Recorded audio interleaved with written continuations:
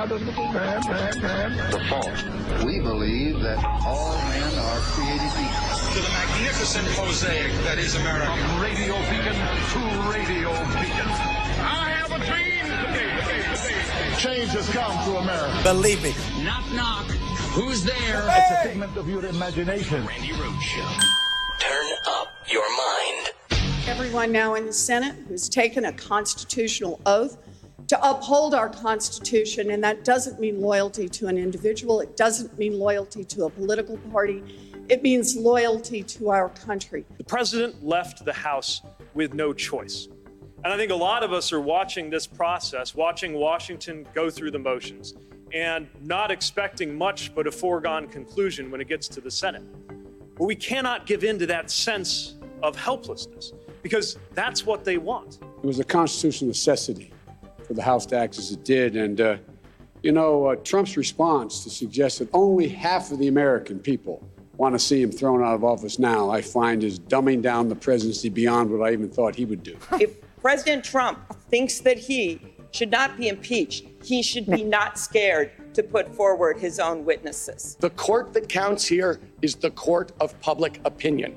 The American people deserve to see the truth of these administration officials testifying under oath so we can make up our mind. What conservatives, I think, understand is that we cannot have a president with that temperament who is dishonoring the presidency of the United States. What we have to do is we have to stop being obsessed over impeachment, which unfortunately strikes many Americans like a ball game where you know what the score is going to be, and start actually digging in and solving the problems that got Donald Trump elected in the first place.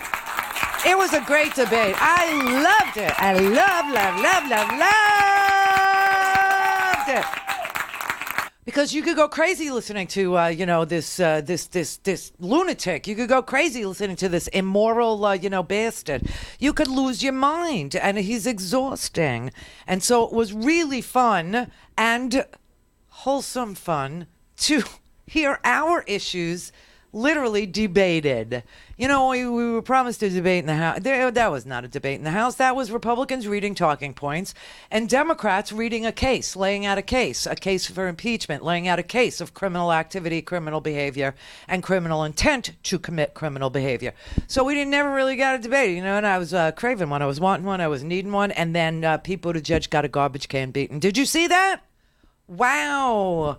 That was a pile-on. Ooh, Pete, man, he looked as frustrated as I do every Friday night. Oh, it was just like, best 13 seconds of my life. Oh, yeah. But, it was just like, I almost felt bad for him, except I didn't. I don't know what that is. Why didn't I feel bad for him? Did you feel bad for him? And, Jessica adores him. She's a Buttigieg voter. She loves him. But that was like a freaking garbage can beaten. I've never seen anything quite like that. But to hear Medicare for all debated against a public option, debated against, half Medicare for all or some Medicare for some or whatever. At least we were talking about ways to make progress, ways to free families from $10, $12, $13, $15,000 a year premiums plus co-pays plus deductible. It was thrilling. I have to say, I know I'm a geek. I'm a total geek. I love it. And then on the heels of it, right before it, I think it was, we got this news that Billy Graham's family's newspaper called, I don't know, I'm not a big imbiber of evangelical newspapers, but neither is Donald Trump. Christianity Today or Christian Times, it's Christian Times, right?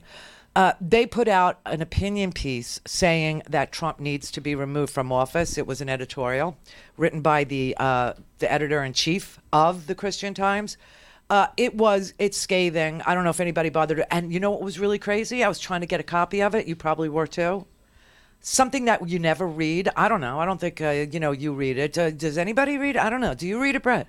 Is that your go-to? Is that your toilet, No, it's not mine. Well, I guess if it was between that and the Ballard Designs catalog, maybe I would read that.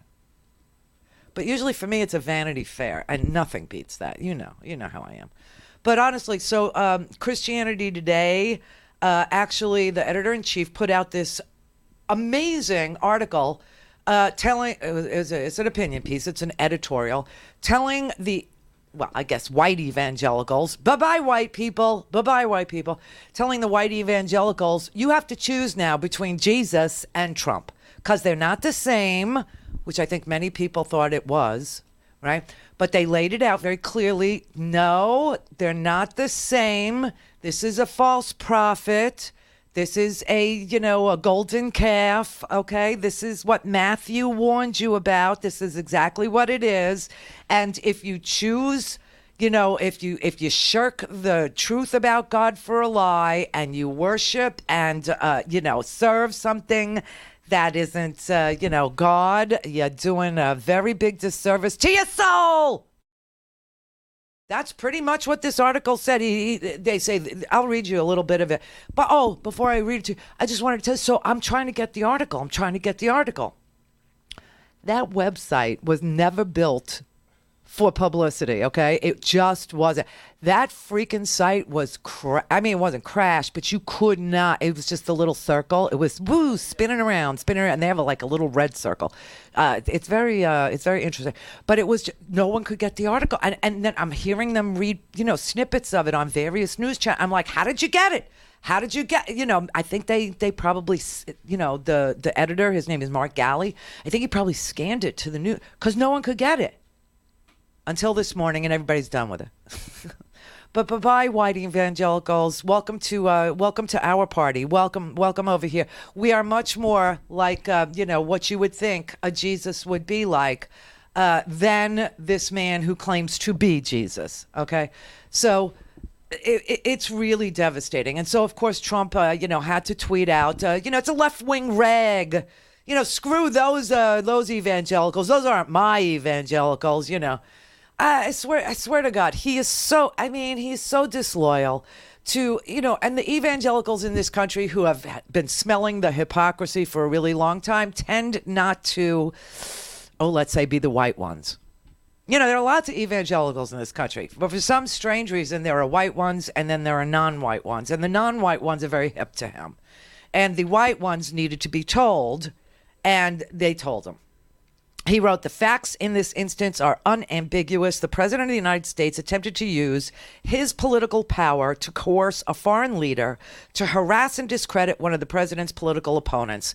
This is not only a violation of the Constitution, but more importantly, it is profoundly immoral.